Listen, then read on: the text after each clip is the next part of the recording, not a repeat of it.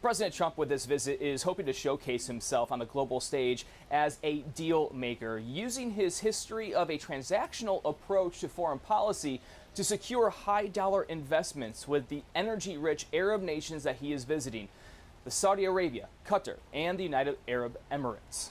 The first stop on the president's journey filled with pomp and circumstance. Air Force One escorted by Saudi fighter jets, Arabian horses ushering Trump's motorcade, and a lavender carpet welcoming Trump at the royal court. All of it highlighting Trump's close relationship with MBS, Crown Prince Mohammed bin Salman, whose relationship with the U.S. was strained following the 2018 killing of Washington Post journalist Jamal Khashoggi. Trump and Riyadh signing some of the multiple new agreements with Saudi Arabia. The White House today announcing Trump secured a $600 billion investment by the Saudis, with $20 billion pledged for AI data and energy infrastructure in the U.S. Also included is an expansive defense partnership valued at nearly $142 billion. That part of the deal encompasses cutting-edge military equipment and services from over a dozen American defense firms. The president saying this at the U.S.-Saudi Investment Forum. The U.S.-Saudi relationship has been a bedrock of security and prosperity.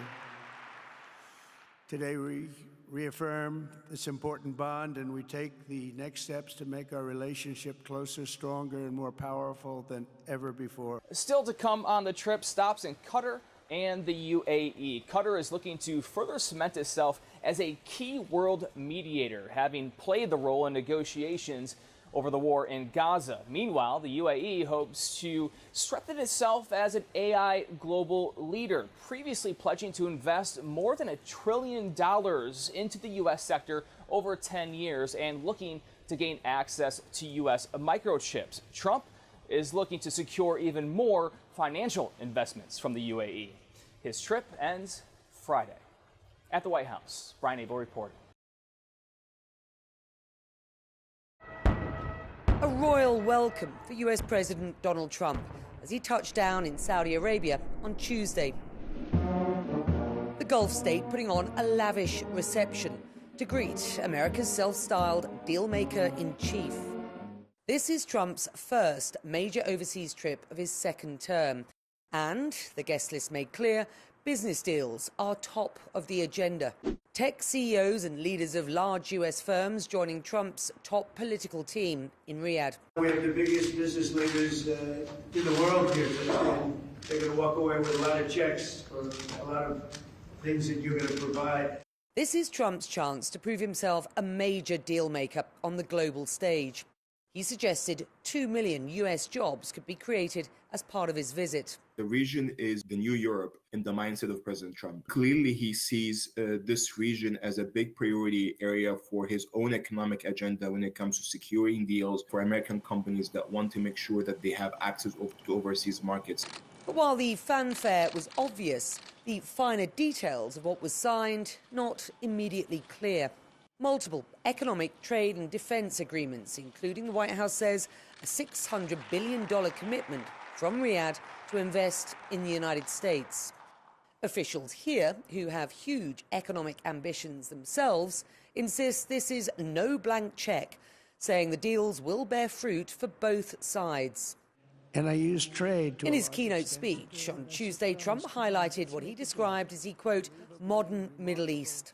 Before our eyes, a new generation of leaders is transcending the ancient conflicts of tired divisions of the past and forging a future where the Middle East is defined by commerce, not chaos, where it exports technology, not terrorism, and where people of different nations, religions, and creeds are building cities together, not bombing each other. It was a welcome message to Saudi Crown Prince Mohammed bin Salman, the Gulf state's de facto ruler and a key Trump ally since the president's first term in office. The visit here is the first on a 4-day tour of energy-rich Gulf Arab nations. Getting bigger and bigger. Next up, Qatar and the UAE, also keen to cast themselves as indispensable business partners and key intermediaries in conflicts from Gaza to Ukraine. Becky Anderson, CNN, Riyadh, Saudi Arabia. استهدف المشفى الأوروبي كما تسمعون الآن. حزام ناري طال الساحة في المشفى الأوروبي شرق مدينة خان يونس كما تشاهدون في الصورة. استهداف مشفى غزة الأوروبي شرق مدينة خان يونس في الساحة الخارجية للمشفى غزة الأوروبي. نحن في الساحة الخارجية للمشفى. الغارات كانت محيط مشفى غزة الأوروبي، والغارة الجوية طالت الساحة الخارجية لأمام قسم الطوارئ في مشفى غزة الأوروبي هنا شرق مدينة خان يونس جنوبي قطاع غزة. يعني هناك مواطنون تحت أنقاض هذا الرمال بعد أن طلتهم طائرات. Israel targeted Hamas leader Mohammed Sinwar in an airstrike on a hospital on Tuesday, according to a senior Israeli official. The Israeli military said it struck an underground command center beneath the hospital. It has not yet confirmed whether Sinwar was killed. One hospital official told CNN it was a, quote, catastrophe, with people buried under the rubble. Sinwar is believed to be one of the main planners of the October 7th terror attack on Israel. He became Hamas's de facto leader in Gaza after his older brother, Hamas leader Yahya Sinwar, was killed by the Israeli military last October. Both leaders had remained elusive during much of the war. The strike comes as the U.S. had expressed optimism about upcoming negotiations between Israel and Hamas to secure a new ceasefire.